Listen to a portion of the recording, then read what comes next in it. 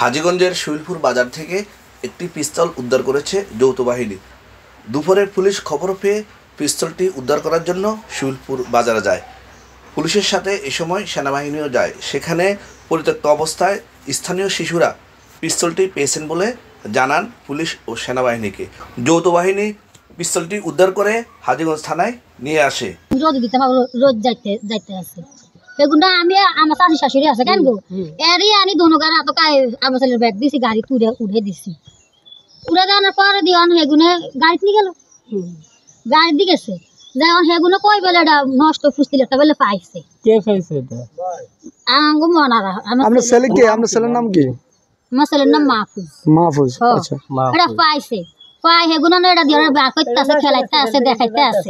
কবে পাইছে মানে এই কিছুক্ষণ আগে আর কি 10টার দিকে আজকে আর কি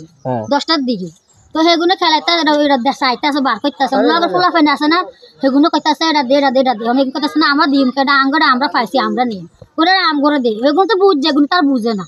এটা লোক কারাকারি লাগে সেগুলো মানে আতাতি লাগছে আতাতি লাগানোর পরে মনে ব্রিজের উঠছো আমি তো বাড়িতে আমি তার যাই না ব্রিজের উপর আতাতি লাগছিল উগার মারছে দেখছে পরে হাতারা কিচ্ছে এটা কে মনে কারিয়ে লই গেছে নেগিয়া কথা সেগুলো সেগুলো কারা নিছে শুইলপুরের ফোলা ফাইন আর কি আমি তো চিনি না আমি আপনি বললেন মহিলার দিন ফাইনে ব্রিজের উপর এটা পাইছে কারা পাইছে পোলা পাইনে পাইছে এখানে মাদ্রাসার আছে বিভিন্ন গ্রামের এটা একটা বাজার পাই পোলা পাইনে এটা দুষ্টামি পাইছিলাম অস্ত্র পাওয়া গেছে দুনিয়ার মানুষ